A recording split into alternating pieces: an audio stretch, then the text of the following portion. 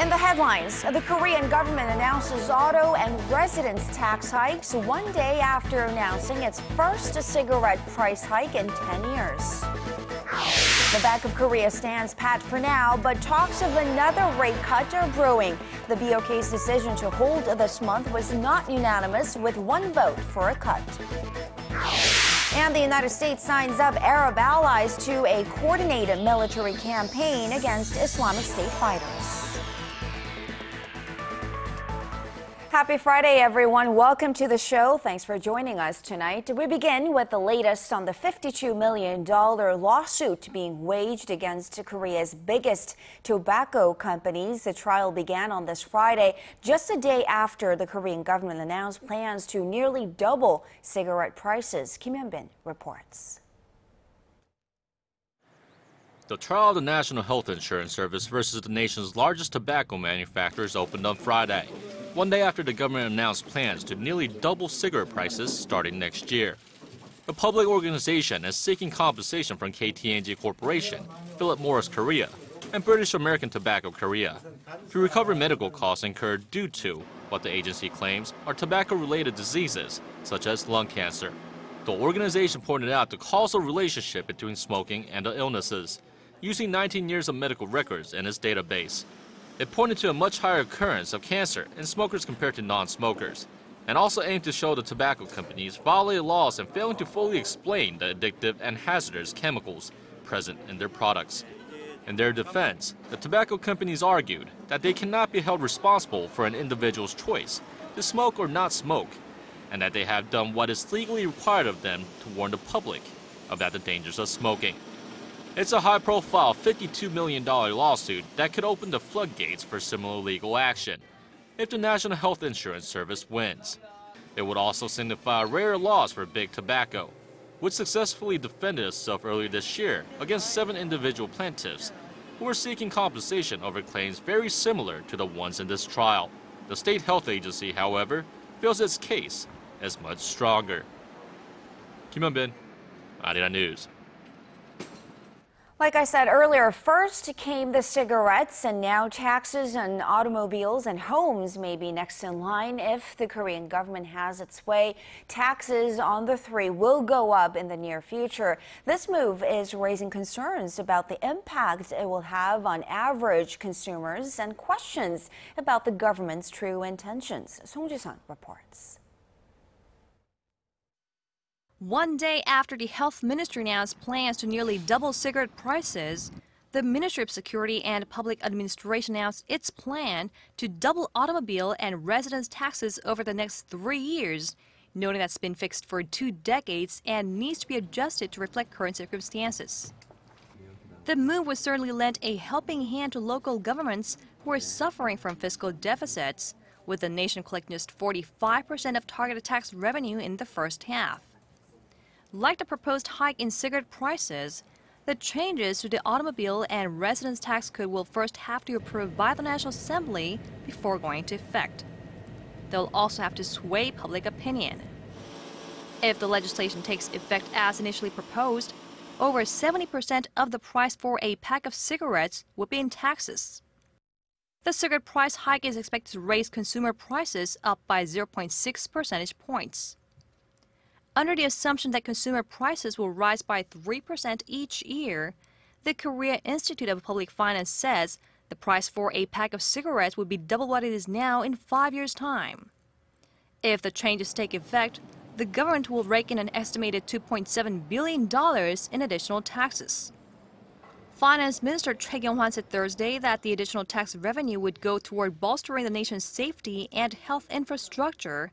But the ministry's tax department chief admitted to reporters on Friday that the latest series of tax hike proposals have a number of purposes, one of them being to raise tax revenue. Song Ji-sun, Arirang News. Korea's central bank held its key interest rate steady at 2.25% for this month. It was a widely expected move not to move after last month's cut, but expectations are growing over another cut in the next couple of months. Our Hwang Ji has the details. The Bank of Korea has chosen to take a wait-and-see approach over the impact of last month's rate cut. It decided to leave the key rate steady at 2.25% in September during its monthly monetary policy meeting on Friday. The bank said although consumer spending is showing signs of picking up after being hit hard by the ferry disaster in April, the nation's business sentiment remains sluggish. The central bank governor, however, dismissed concerns that the Korean economy is headed for deflation. Korea's expected inflation rate is running in the 2% range, and considering that, it's hard to say the economy is under deflationary pressure. Experts say the bank could lower the rate once more before the year is out. They cite the domestic economy's still feeble pace of recovery, despite recent government stimulus measures and the central bank's rate cut that was intended to prop up growth. But another cut, they say, may not cut it. The weak pace of recovery stems from the nation's structural problems, not because there aren't much changes in the key rate or government stimulus measures. So even if the bank lowers the rate, it likely won't have a major impact. The central bank is also under growing pressure from the government to join efforts aimed at boosting growth. The government has been expressing concerns that the Korean economy might fall into Japan-style stagnation. Experts add, though, that the Federal Reserve's earlier than expected decision to raise its key interest rate due to the strengthening U.S. economy could be another variable down the road. 황지혜, Arirang News. So the overall economic recovery in Korea may be weak, but this year's extended 5-day Chuseok holiday earlier this week proved to be an economic boon for domestic retailers. According to E-Mart, Korea's largest retailer, sales jumped nearly 5% compared to last year's Chuseok holiday and by more than 10% compared to the year before that. It's not just retailers that enjoyed a boost. Lotte department store says sales spiked by more than 84% compared to the figure from 2011. This year's holiday was the first since the so-called substitute holiday system was implemented, where Koreans got an extra day off of work because part of it fell on the weekend. Korea's jobless rate edged down 0.1 percentage point on month to 3.3% in August. This as Korea's manufacturing and service sectors picked up momentum after a sluggish start to the summer. The number of new jobs went up for the second straight month, reaching nearly 26 million last month. That's roughly 600,000 more jobs on year. But job creation was slow in the financial, agricultural, and fisheries sectors. For the latest in news that impacts Korea and the world, join Kang Chae-ri for a lively half hour that covers politics, business, international news, and much more. Live at 8 every weeknight on Arirang TV. Human Rights Council headquarters in Geneva on Thursday, finding ways to persuade. We've been reporting a lot on Korea's political deadlock over the so-called Ferry Bill, and now internal discord within the main opposition party threatens to further complicate matters. Choi Yoo-sun has the details. Still deadlocked 2 weeks into the regular parliamentary session, the floor leaders of the ruling and opposition parties have agreed to seek by next week a compromise on the contested bill that will set up a probe into April's ferry disaster. After first reaching a bipartisan agreement on the bill, the opposition has since backtracked, insisting that ferry victims' families have a greater voice in the investigation process. For us to move forward in our negotiations, the opposition needs to clearly state its position on the bill. But internal discord within the main opposition party has emerged as another obstacle. Nominations made by the party floor leader for co-chairs of the Reform Committee and its interim leadership have been met with resistance from within the party. One of those proposed is Chungang University professor Lee Sang-don, who has led reforms of the conservative ruling party in the past. I settled on a progressive and reform-minded conservative figure for co-chair. Another nominee is Seoul National University professor An Kyung-hwan, who was the reform advisor to the previous opposition presidential candidate. With a long list of pending economy and reform-related bills, the ruling party, which has a majority in the assembly, is now considering unilaterally getting parliament back in business. The ruling side has been pressuring National Assembly Speaker Chung Hee-hwa to exercise his authority to call a voting session with or without the opposition. Seeking to break the impasse, the Speaker on Friday asked each standing committee chair for their cooperation to get the parliament running again. Choi Yu-sun, Arirang News. The 69th UN General Assembly will convene next Tuesday at UN headquarters in New York. The general debate will open a week later, along with a UN Security Council summit hosted by U.S. President Barack Obama. Many topics will be on the table, including the growing threat of Islamic State militants and North Korea's human rights. President Park Geun-hye will be among the world leaders giving speeches at the General Assembly. Her keynote address on the 24th will be aimed at seeking international support for her vision of a peaceful unification of the two Koreas. North Korean Foreign Minister Lee Soo-yong is scheduled to give a speech as well the following week, which will mark the first ministerial-level address by North Korea in 15 years. A senior North Korean diplomat reportedly held talks with Europe's chief envoy on human rights. Radio Free Asia reports that Kang Seok-ju, Pyongyang's Secretary for International Affairs, met with Stavros Lambrinidis, the EU Special Representative for Human Rights, sometime this week. During the talks, Lambrinidis reportedly expressed grave concerns about North Korea's dire human rights situation. Kang is currently on a five-nation tour that includes stops in Germany, Belgium, Switzerland, Italy, and Mongolia.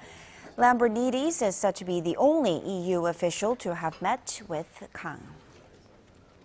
Korean students often jump at the chance to study abroad as it adds to their competitiveness in the local job market and also makes them more appealing in the globalized world that we live in. But our Connie Kim says the global education they are seeking may be right under their noses. Get all the benefits of studying abroad without ever having to leave Korea. 2 additional foreign universities have opened at the Incheon Global Campus in Korea's western port city. It's part of the Incheon Free Economic Zone's plan to house competitive universities from around the world. Utah University and Belgium's Ghent University began classes earlier this month. They joined State University of New York and George Mason University. Studying the same curriculum, receiving the same diploma, and having the opportunity to study at their foreign university's main campus for one school year is what's luring an increasing number of Korean students.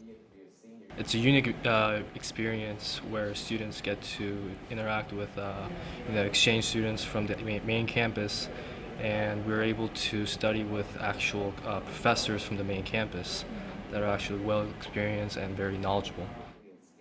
The strategy came about in part because Seoul sends more students to the U.S. than any other city in the world. Data shows more than 56,000 students from the Korean capital went to the U.S. to study for degrees between 2008 and 2013. But will the Incheon Global Campus be able to stem the flow of young Korean talent leaving the country for their further education?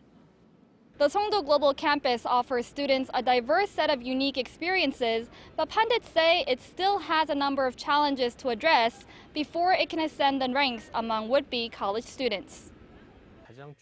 In order to retain talented Korean students, the key is to bring in universities with high name value. As of now, not many of the schools in Songdo are world-class universities.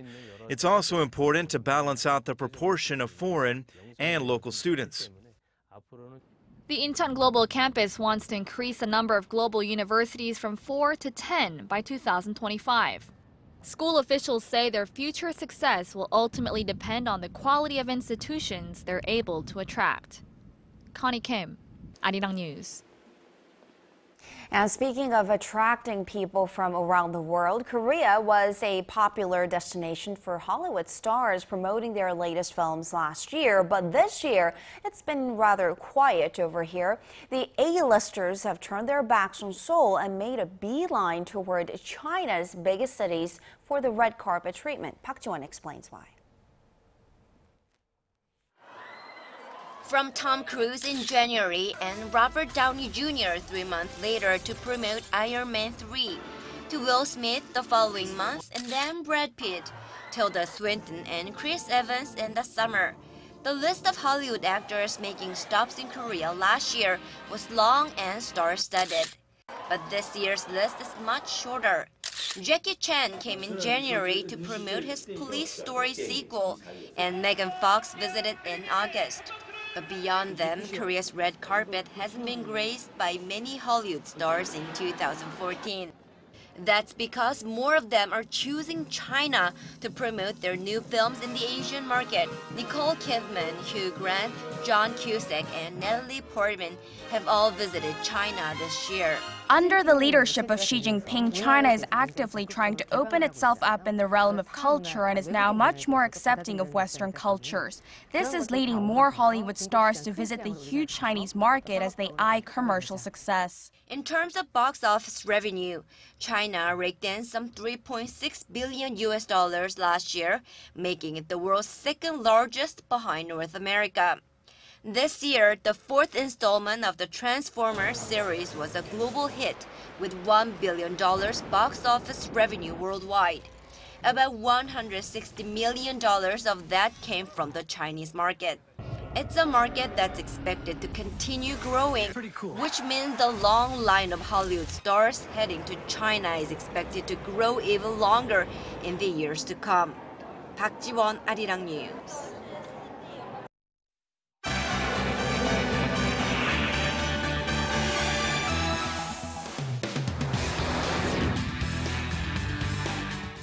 Turning now to the Middle East, 10 Arab nations have pledged to join Washington's fight against Islamic State militants. And with more, Paul Lee is joining us from the News Center. Paul, the Islamic State group continues to wreak havoc across Iraq and Syria. What kind of support should the U.S. now expect from the Arab world? Well, the 10 Arab states, including Saudi Arabia, said they have agreed to do their share in the fight against IS, with retired U.S. General John Allen said to be coordinating the military efforts. This as the CIA revised up its estimate that more than 31,000 IS fighters have entered Iraq and Syria. Our Kwon Swa has this story. President Obama's broad coalition of U.S. allies to counter Islamic State militants is gradually taking shape. 10 Arab nations, including Saudi Arabia, Iraq, Egypt, and Lebanon, have vowed to support the international coalition, which aims to ultimately destroy the extremist group. This pledge came on Thursday at a meeting of the nation's foreign ministers and U.S. Secretary of State John Kerry in the Saudi coastal city of Jeddah. Kerry stressed the critical role Arab nations play in the joint communique.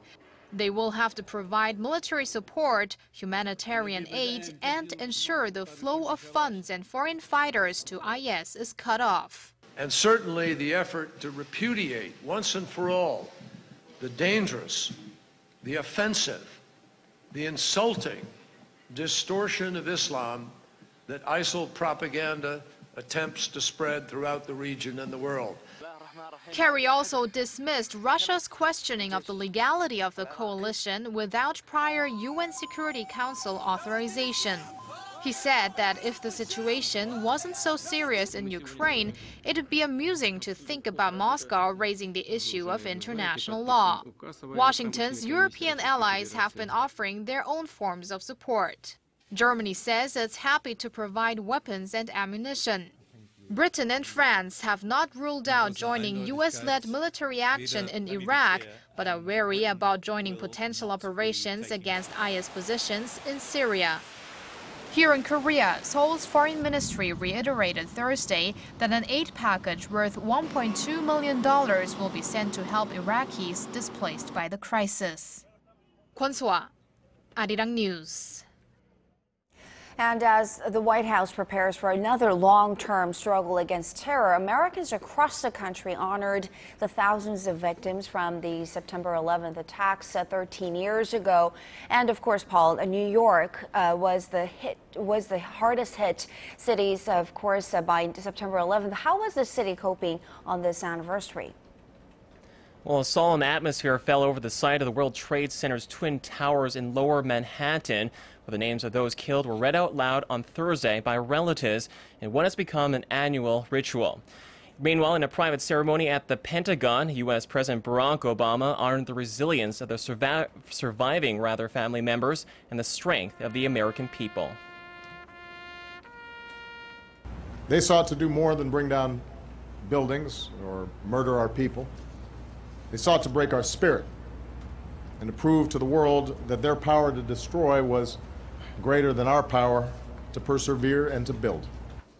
Later that evening, New York City illuminated the night sky in their tribute service as two giant beams of light recreated the image of the Twin Towers. Nearly 3,000 people were killed when terrorists launched the worst ever attack on American soil on September 11th, 2001. And bringing you the latest on the Oscar Pistorius trial, the South African track star has been found guilty of manslaughter in the shooting death of his girlfriend last year inside his home. What was the reasoning behind this final verdict? Well, Judge Thokozela Masipa, South Africa's High Court, said Thursday that the Paralympic athlete had acted negligently and unreasonably when he fired a gun on February 14th of last year. The 4 pistol shots fired into the locked bathroom had instantly killed Riva Steenkamp on that fateful night. Pistorius claims that he acted out of fear, believing that an intruder had entered his home in Pretoria. Following the 6-month-long trial, the 27-year-old double amputee showed little emotion as the judge delivered her verdict. In this matter, the unanimous decision of this court is the following. On count 1, murder read, the accused is found not guilty and is discharged. Instead, he is found guilty of culpable homicide. The ruling comes a day after the world-famous athlete was acquitted of all murder charges due to a lack of clear evidence. Pistorius is expected to appear for sentencing in the next couple of weeks, in which he faces up to 15 years in prison. And finally, famed director Zack Snyder has released a sneak peek of his upcoming film, Batman vs. Superman. And I don't know about you, but I'm a bit more partial to Batman. Big fan of Dark Knight trilogy, of course. Well, you're in for a treat. The latest press photo shows Batman is going to get darker and grittier than any of his cinematic predecessors. Snyder unveiled the official look of the re-envisioned Batmobile on Twitter this Friday, following a series of online leaks. The Batmobile has gone through a number of incarnations over the last 75 years of the character's life through comics, TV, and film. The vehicle will be used in the upcoming superhero blockbuster Batman vs. Superman: Dawn of Justice, featuring Ben Affleck as the Dark Knight. But fans will have to wait a little longer, as the Crave Crusader and the Man of Steel are set to clash on the big screen in May of 2016. Chetty? All right, certainly watching out for that one. Thank you very much, Paul, for those stories, and we'll see you again back here in just about 2 hours.